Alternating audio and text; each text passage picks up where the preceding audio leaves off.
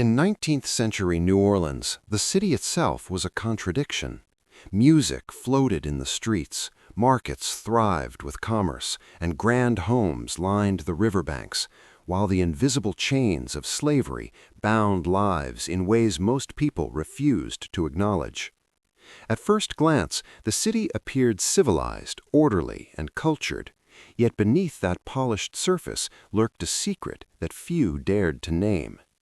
Enslaved children were appearing, whose faces, features, and expressions mirrored the powerful men who ruled the city. It began as whispers, glimpses noticed by servants, neighbors, and the occasional cautious visitor. But as time went on, the truth became impossible to ignore. Children were being born, living and growing in plain sight, carrying the unmistakable physical traits of judges, politicians, and wealthy landowners. Their existence was a living contradiction to every social rule, law, and moral claim that upheld slavery, and yet the city collectively looked away. These children were not the result of coincidence or imagination. Their noses, eyes, jawlines, and even subtle expressions matched those of influential men so precisely that it unsettled anyone who noticed. It was as though the men themselves had been reproduced in secret. The phenomenon was repeated in household after household, plantation after plantation, leaving a quiet but undeniable trail. Those who observed it understood the implications immediately. These children were evidence of power and violation, intimacy and hypocrisy, a fact that could not be legally recorded but was impossible to deny. Within homes, enslaved women occupied positions of extreme vulnerability.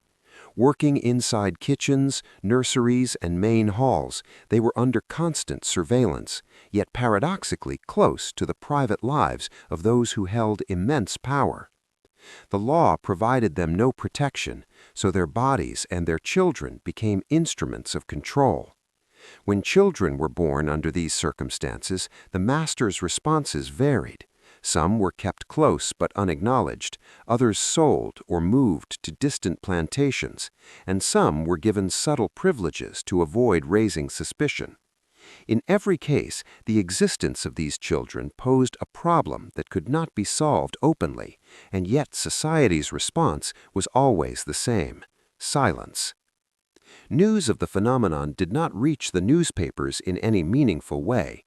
Editors were aware, but their allegiance lay with stability, power, and survival. Reporting these children would have shattered reputations, threatened wealth, and potentially destabilized social order.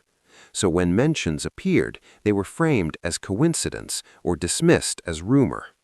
The press itself became part of the machinery of denial, preserving the narrative of civility while leaving the evidence in plain view. The children themselves bore the weight of this silence. They grew up surrounded by people who recognized the truth but could not speak it, learning early that identity, curiosity, and question were dangerous. Each glance from an adult, each hushed conversation reinforced the understanding that their existence was inconvenient. Proximity to power was both a curse and a lesson. They could see what others could not, yet were forever barred from participating in it. Their resemblance to powerful men made them living reminders of hypocrisy, a truth they could not challenge, and a danger to everyone who maintained the social order. The psychological consequences were severe. Identity confusion, guilt, and emotional isolation became constants in their lives. They understood, without being told, that their very presence threatened the facade of morality. In some cases, subtle attention or protection given to them was not out of affection, but management, to prevent the truth from spreading or becoming unmanageable. Every gesture, every action around them carried meaning they could not escape. Despite the children's obvious resemblance to influential men, society maintained its facade. Political life continued, debates were recorded, portraits commissioned, and reputations polished. The children, visible yet invisible, walked among these symbols of authority, quietly undermining them. Their existence exposed the fragility of the system. The very laws and customs designed to justify domination were being contradicted by living evidence. The hypocrisy was stark, the risk immense, yet no public acknowledgement was made. As the children aged, the resemblance intensified, not just in physical traits, but in subtle mannerisms, posture, and behavior. Observers noticed these uncanny similarities, some in private conversations, others in hushed remarks. Each child became an unspoken message. Power was not absolute, and the moral claims of the elite were hollow. Still, society preferred to look away, valuing stability over truth. The fear of scandal, retribution, or social collapse dictated that silence was safer than honesty. Even in adolescence, the children developed awareness of their unique position. They could perceive the way people reacted to them, the subtle tension in a room, and the unspoken recognition in servants' and neighbors' eyes. They understood that their existence was a threat, but they could do nothing to change it. They were alive, moving, breathing reminders of intimate abuses and moral contradictions, forced into invisibility by the very society that shaped them. The city's collective response illustrates the mechanisms of denial and control that sustained slavery. Every instance of resemblance was ignored, suppressed, or explained away, leaving the children as living paradoxes. They were central to the story of New Orleans, yet absent from its written history. Their faces, their lives, their very presence carried evidence of what could not be spoken, that power was personal, violence was intimate, and morality was performative. New Orleans thrived on appearances.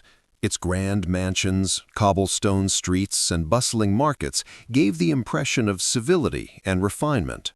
But behind the doors of these mansions, behind the carefully polished facades, there existed a network of secrecy, exploitation, and intimate control that few outsiders could imagine.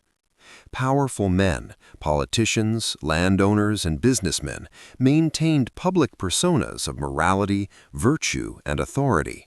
Yet in the shadows, they exercised their dominance in the most personal of ways, creating children whose existence would expose the hypocrisy of the very system they claimed to uphold.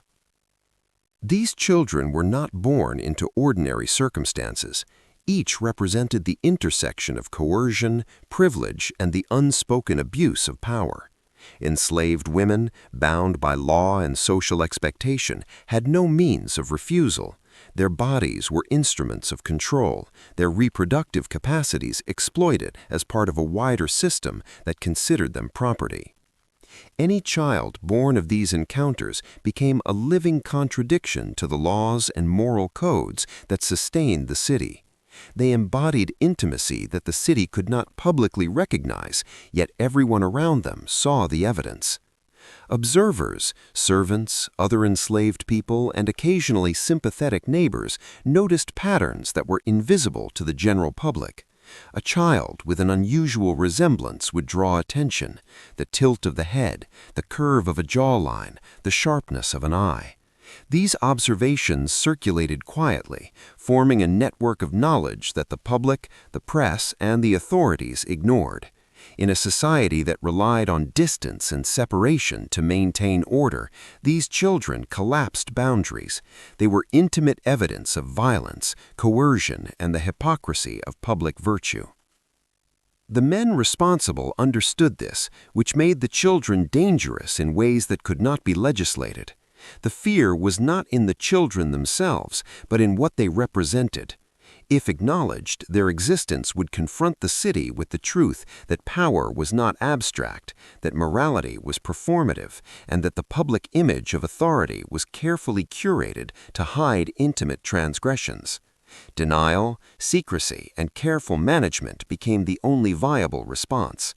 Children were relocated, sold, or subtly favored to maintain appearances, but none were recognized as legitimate heirs or family. Their lives were controlled entirely to protect a fragile public narrative. This management of truth extended beyond individual households. The city itself operated as a network of silent complicity. Newspapers reported on political decisions, social events, and cultural milestones, yet they omitted evidence that would reveal the intimate corruption of its elite. Editors and journalists, aware of the implications of reporting these children, understood that truth could not be printed without inciting scandal or retaliation. Silence was chosen over disclosure. Denial became the instrument that preserved authority, shaping the very record of history to suit those in power. The psychological impact on these children was profound. They were forced to navigate a world in which they were simultaneously seen and invisible. Recognition of resemblance was dangerous, yet denial of self became a necessity. Identity formation under such conditions was a delicate balancing act. One misstep could result in punishment, displacement, or further marginalization. Every glance from an adult, every hushed whisper, reinforced the unspoken rules of survival. The children learned early to read tension, navigate proximity to power, and suppress curiosity. These skills were necessary for survival, yet they exacted a cost in terms of emotional and psychological well-being. As the children entered adolescence, the resemblance became even more pronounced. Their gestures, their expressions, and even their mannerisms mirrored those of the men whose power structured the city. Observers could not ignore it, yet society collectively maintained silence. Any acknowledgement threatened the moral and social order.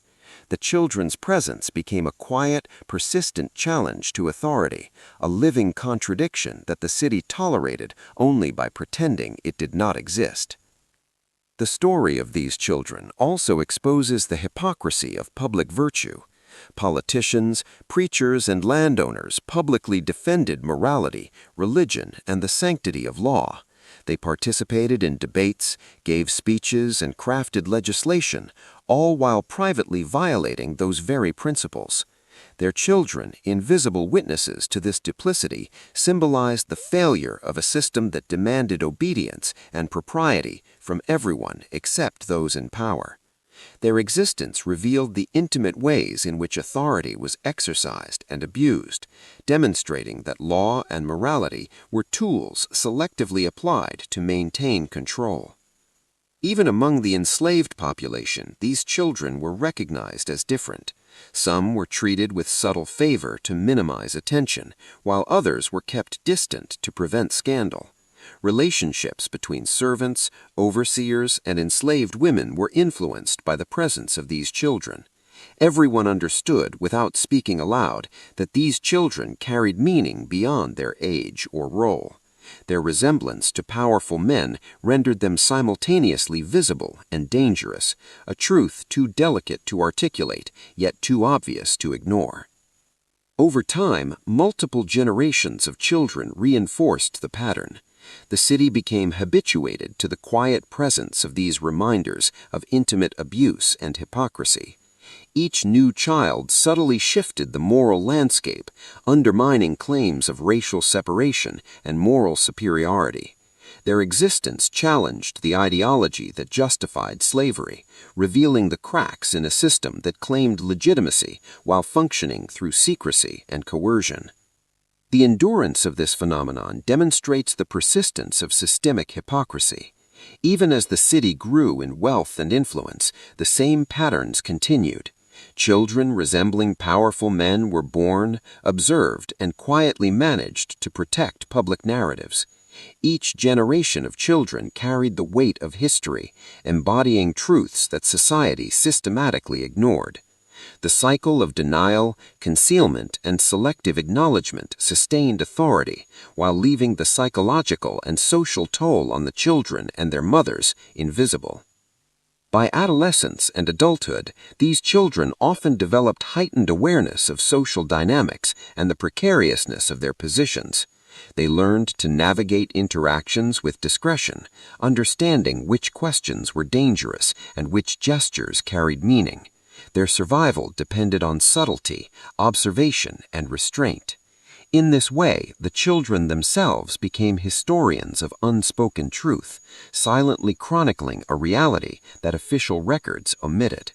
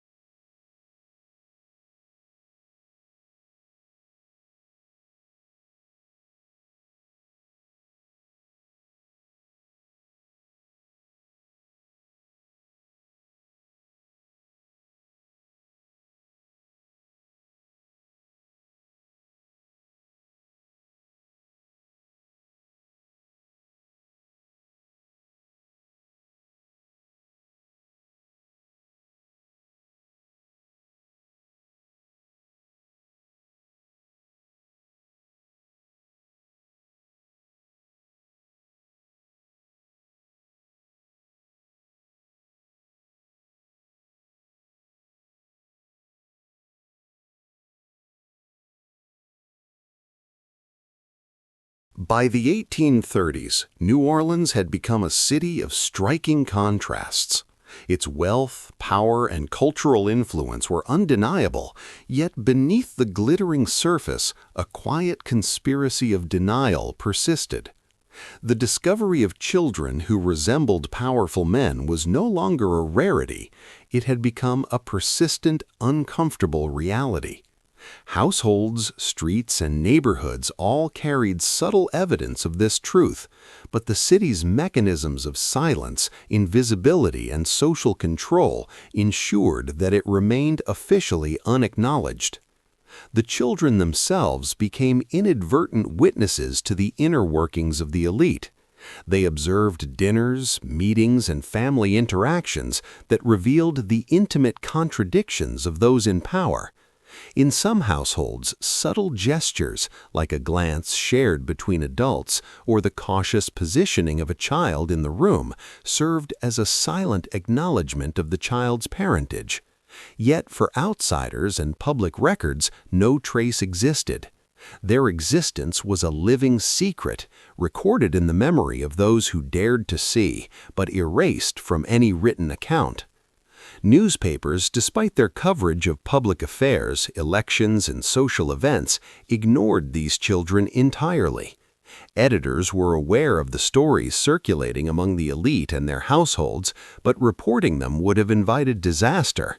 Scandals involving prominent families could destabilize not only reputations, but also business interests, political alliances, and personal safety. Thus, silence became a deliberate tool, ensuring that these children, though visible to those around them, remained invisible to history itself. The city's elite developed sophisticated methods for managing these children. In some cases, children were quietly relocated to distant plantations or neighboring towns. In others, they were subtly provided for, enough to ensure survival, but never enough to confer status or legitimacy. These strategies were calculated and deliberate, designed to protect the public narrative while maintaining private control. Every decision reinforced the idea that these children were problems to be managed rather than people to be acknowledged. Psychologically, the children experienced a complex existence. They were aware, even at a young age, that they resembled powerful men, but the social rules around them prevented recognition. Every interaction required caution, every word measured. They learned to navigate proximity to authority with precision, understanding that a single misstep could jeopardize their safety. In this environment, identity became a series of adaptations, a survival mechanism honed through observation, patience, and subtlety. The presence of these children also revealed the limitations of the city's social and moral frameworks. While laws and customs enforced racial separation and maintained the appearance of propriety, the children themselves disrupted the narrative. They embodied contradictions that society could not legally reconcile: the intimacy of abuse, the visibility of resemblance, and the denial of acknowledgement. Each child served as a reminder that morality and power were not inherent traits, but carefully curated performances maintained through silence and social control. Observing these patterns, even those outside the immediate households recognized the danger implicit in acknowledgement. Servants, neighbors, and local officials all understood, without speaking openly, that these children carried meaning beyond their age or social position. Their resemblance was not just a curiosity, it was evidence of the intimate ways in which power was exercised, and it threatened to destabilize the city's carefully constructed image of virtue. Even as the children matured, the city's mechanisms of denial became more sophisticated. Education, work assignments, and social positioning were all carefully manipulated to prevent scrutiny. Children were monitored, subtly guided, and sometimes protected in ways that ensured survival but prevented influence or acknowledgement. Their lives became a testament to the power of invisibility, a constant balancing act between being seen enough to survive and unseen enough to avoid disrupting the fragile social order. This system of silent management extended to the wider community. Conversations were coded, glances and gestures carried hidden meaning, and networks of complicity ensured that evidence never reached public scrutiny. The city itself became a collaborator in secrecy, maintaining its image of civility while quietly concealing the contradictions that threatened its moral and social foundations. The psychological weight carried by these children cannot be understated. They learned early and instinctively to read the subtleties of human behavior, to anticipate reactions, and to adapt continuously. Identity, curiosity, and emotion became tools of navigation rather than natural expressions of self. In this way, the children became both observers and participants in a society that denied their existence, learning the mechanisms of power by living within its shadows. By mid-century, the pattern was entrenched. Each generation of children resembled the powerful men of the city, and each generation was managed with the same combination of subtle acknowledgement, relocation, and silence. Yet no records existed to validate these experiences. The evidence was everywhere for those who knew how to look, but invisible to those who relied on official documentation. In effect, the children themselves became the only living evidence of a social truth the city refused to record. Through this lens, New Orleans reveals itself as a city dependent not only on slavery as a system of labor, but also on secrecy as a system of survival. The children's lives illuminate the hidden structures of control, the fragility of public virtue, and the moral compromises necessary to maintain authority. Their presence is a continuous reminder that societal power is maintained not only through law and force, but also through silence, invisibility, and strategic denial. Ultimately, these children were more than victims, they were symbols. They embodied the contradictions of a city that celebrated wealth, power, and morality while concealing acts of intimate abuse. Their existence, ignored by newspapers, hidden by families, and denied by the state, challenges us to reconsider how history records truth.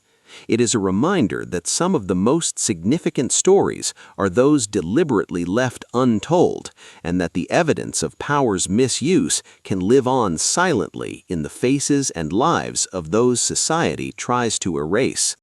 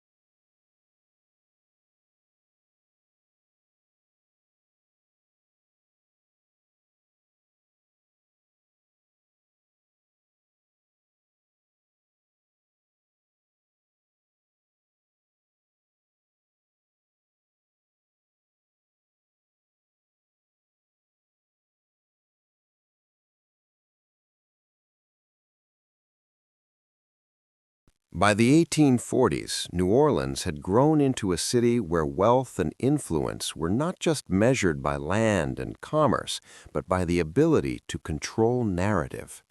The discovery of children who bore uncanny resemblance to powerful men had become an unavoidable reality within households and social circles. Yet, the city's elite were masters of manipulation, capable of turning the whispers of observation into instruments of silence. Every gesture, glance, and conversation could be interpreted, redirected, or silenced. In this environment, knowledge became power, and the management of truth became an essential skill for survival. Within elite households, the presence of these children altered interactions in subtle but profound ways. Servants understood which faces to avoid, which conversations to refrain from, and which signs of acknowledgement could be expressed safely. Children, aware of the unspoken tension, learned to read every movement and tone with precision. Their very existence was a challenge to authority, yet they had to navigate it carefully. Any misstep, any visible reaction to recognition could result in consequences that ranged from relocation to punishment or exclusion. The men whose features these children mirrored were acutely aware of the risks. Their public reputations, their political careers, and their social influence depended on maintaining appearances. Every household event, every public gathering, and every private interaction was scrutinized to prevent exposure. Children were managed, nurtured, or moved, not for affection, but for the preservation of power. Their existence was inconvenient, a living contradiction of the morality these men publicly espoused. Whispers circulated, but they were carefully framed to prevent scandal. Gossip was a tool as much as a hazard, and those who understood it could navigate the landscape of secrecy with finesse. Servants and observers who recognized the resemblance had to balance awareness with discretion. Too much acknowledgement could provoke retaliation, too little could result in suspicion. The city itself, with its dense social networks, became a stage for silent agreements. The children were seen, understood, and simultaneously ignored. This management of truth extended beyond households. Families with political and economic influence cultivated networks of loyalty that reinforced silence. Newspapers avoided scrutiny, neighbors deferred to discretion, and social gatherings were carefully orchestrated to prevent any hint of scandal.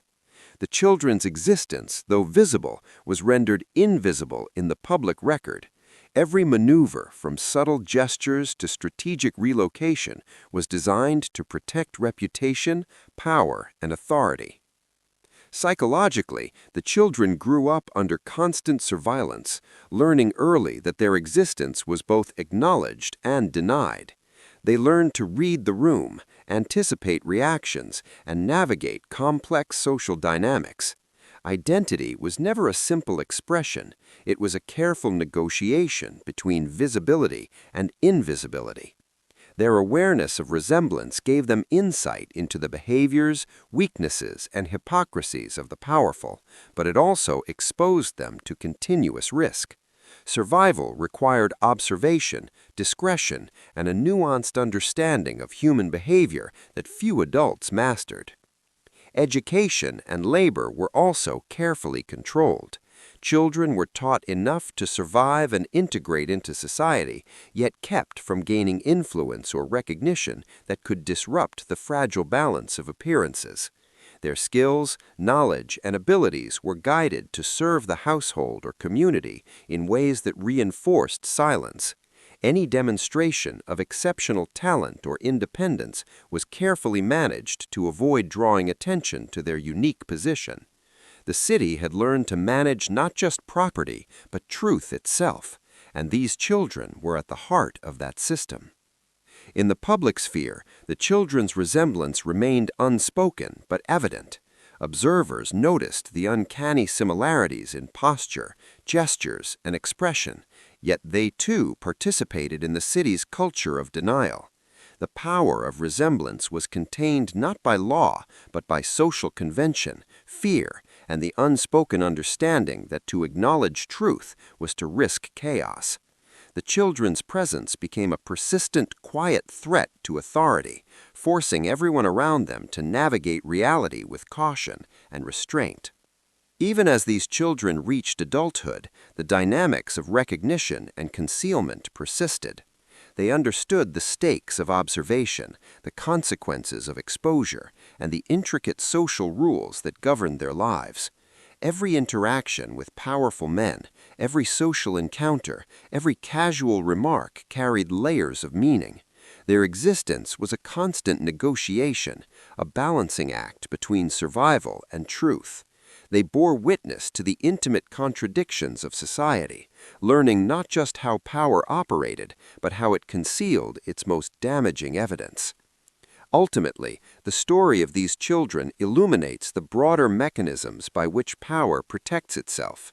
Wealth, authority, and social influence were maintained not solely through legislation or economic control, but through silence, selective acknowledgement, and strategic invisibility.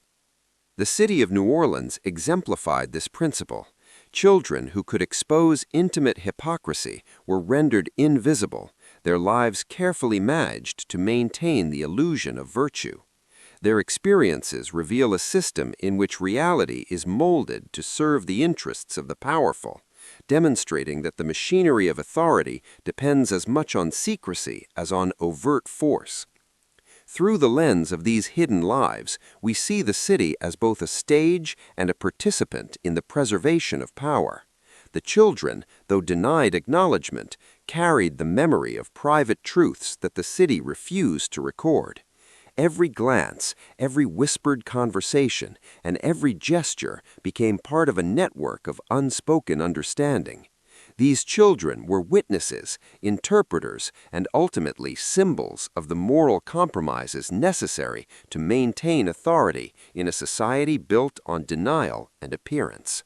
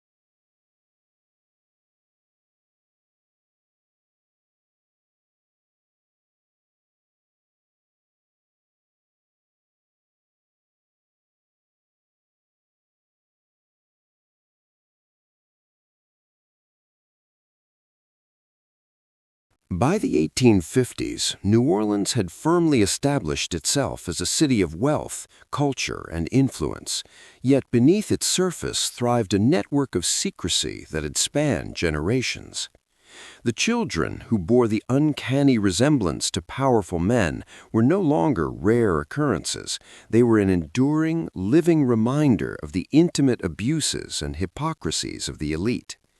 Every household that had experienced this pattern had developed unspoken rules for managing, concealing, and controlling these children. Society itself had adapted to their presence, normalizing their invisibility and transforming it into a tool of social stability. The children, now young adults, carried the weight of both observation and suppression. They had grown up understanding that recognition was dangerous, that identity was negotiable, and that truth was not to be spoken. Their resemblance to powerful men became sharper, more undeniable, and yet the city collectively refused to acknowledge it. Social gatherings, work assignments, and educational opportunities were all carefully orchestrated to maintain appearances. Every gesture and interaction had to be navigated with precision, for the wrong look, word, or act could provoke scandal, punishment, or displacement. Despite the deliberate management, these children influenced the city in subtle ways. They observed, learned, and interpreted the behaviors of those in power, gaining an understanding of authority, hypocrisy, and human behavior that no formal education could provide. They were living witnesses to intimate violations, silent chroniclers of moral contradictions, and inadvertent historians of the city's hidden truths. Their awareness was both a strength and a danger. It gave them insight, but also ensured their lives remained under constant scrutiny. The network of silence that protected these children extended beyond households. Families, neighbors, journalists, and officials all participated, consciously or unconsciously, in preserving invisibility. Whispers were exchanged carefully, knowledge circulated subtly, and behaviors were coded to avoid exposure. Newspapers continued to report on elections, commerce, and social events, yet ignored the evidence of private abuses that had become part of the city's fabric. The children, although visible to those around them, were systematically erased from public record. Psychologically, the burden on these young adults was immense. They learned to navigate complex social hierarchies with a heightened awareness of subtle cues and coded language. Every smile, glance, and gesture was a potential indicator of recognition or threat. Identity became a series of calculations, and survival depended on careful observation, restraint, and strategic discretion. The children's resemblance to powerful men, once a curiosity, had evolved into a constant reminder of vulnerability, exposure, and social constraint. By mid-century, the patterns of resemblance had become intergenerational. Children of enslaved women continued to mirror the physical and behavioral traits of the city's elite. Each new child reinforced the contradictions of society, providing a living testament to the personal and moral failings of those in power. Families who had once managed this secrecy developed intricate strategies to prevent scandal, relocating children, subtly favoring them to ensure survival, or manipulating public perception to reinforce invisibility. These measures were deliberate, calculated, and designed to maintain the city's appearance of order and propriety.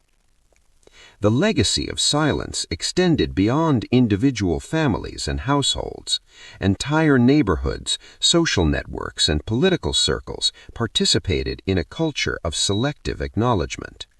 Recognition was contained, recorded only in memory, and transmitted through whispers, glances, and coded interactions. The children were central to this web, living at the intersection of observation, secrecy, and societal control. They were simultaneously witnesses, participants, and symbols of the moral compromises necessary to maintain power. Education, work, and social positioning were all carefully orchestrated.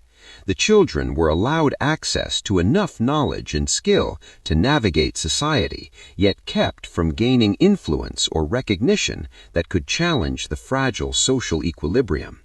Exceptional talent, intelligence, or charisma was guided subtly, often redirected to serve the household or community in ways that reinforced invisibility.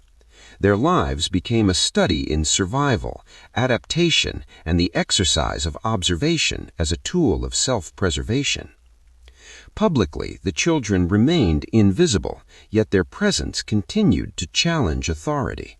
Observers noted uncanny similarities, but social, legal, and economic pressures ensured silence. The power of resemblance was constrained not by law, but by social convention, fear, and the understanding that acknowledgement could disrupt social order. These young adults became living evidence of the contradictions of power, morality, and social hierarchy, embodying the intimate realities that the city refused to record. By the 1860s, these patterns had solidified into a legacy. The city, wealthy and influential, depended as much on secrecy as on commerce or governance. Children who bore the marks of power were managed strategically, their lives meticulously guided to prevent exposure while preserving survival. They had become symbols of the fragile balance between visibility and invisibility, evidence of intimate abuse and witnesses to the hypocrisy that underpinned social authority. The intergenerational nature of this legacy revealed the profound implications of systemic denial. Each child inherited not only physical traits, but also the burden of secrecy. They learned early and instinctively to read human behavior, anticipate threats, and navigate complex social dynamics. Identity was never simple. It was a continuous negotiation of survival, discretion, and strategic awareness. The children became historians of unspoken truth, carrying the weight of intimate knowledge that official records and public narratives. This story is not just about the past. It's about how power decides what is remembered and what is erased, about how entire lives can exist in plain sight yet never be acknowledged. If these children could speak freely, history itself would sound very different. If this story made you pause, question, or rethink what you thought you knew, then this is exactly the kind of truth worth sharing. Like the video, subscribe to the channel, and turn on notifications, because the stories history hides are often the ones that matter the most.